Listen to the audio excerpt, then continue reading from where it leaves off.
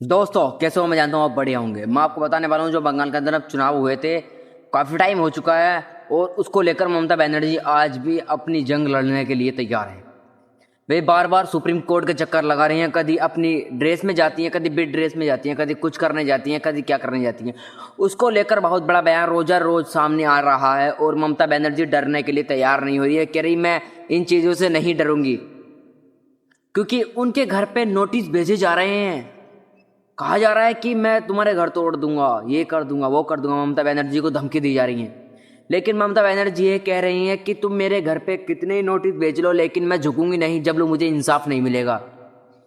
मेरी 31 सीटों का घोटाला जो हुआ है उसका सारा परिचय मुझे लिख कर दे दो। ऐसे ऐसे सिस्टम हुआ है आपके साथ, मैं आपके साथ कुछ भी करने के लिए तैयार नहीं हूं, लेकिन आप जब तक मुझे प्रूफ नहीं दोगे इतने मैं चैन से नहीं बैठ सकती।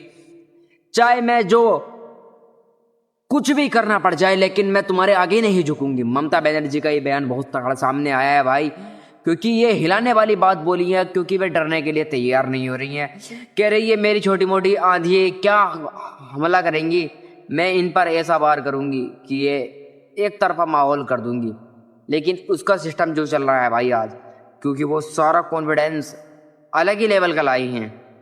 उन्होंने बोला है कि ना मुझको किसी की दुआ चाहिए न दवा चाहिए, मैं अपने दम पे आई हूँ और दम पे करके दिखाऊंगी।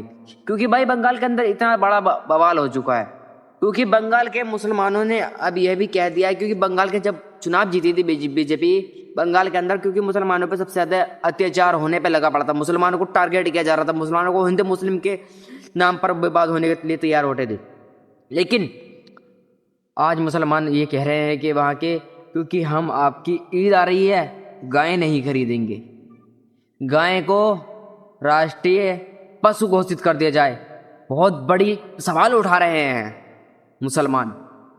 जो ये अनभक्त है ना, जो क्या करते हैं आप क्या कर लोगे, ये है वो है, हमारी गाय माता है, आप अब खुद झेलना अपनी अपनी कमजोरी को। कहा था ना, हमारी गुजदली पे मत सो चमन वालों, एक दिन सर से तुम्हारे गुजरने का कयामत है, वो आज तुम्हारे साथ होने वाला है। भाई लोगों ने इतनी मेहनत कर करके ढोल पाड़े हैं और भाई कर्जा लिया है और ढोल पाड़ रहे हैं। क्यों पालते हैं? इसलिए पालते हैं क्योंकि ईद आती है उस पर बिक जाए। लेकिन ये बीजेपी सरकार ऐसा नहीं करने दे रही। बीजेपी सरकार को टारगेट बनाया जा रहा है और वो भाई किसी से दबने के लिए तैयार नहीं है। पहले एक सिस्टम ये है, क्योंकि मोटिवेशनल चैनल के लिए वो बहुत इंटरेस्ट होना पड़ता है और सब चीज़ कॉन्फिडेंस के लिए होती है। भाई मैंने लास्ट वीडियो बताई थी कि भाई किसी से नहीं डरेगा, क्योंकि एक्चुअली मैं एक वीडियो शूट कर रहा हूँ ये उसी माध्यम से, क्योंकि भाई मैं जैसी वीडियो बनती मैं ऐसी घेर देता हूँ, मैं किसी के दबाव में नहीं रहता। ममता बनर्जी का ये कहना था भाई।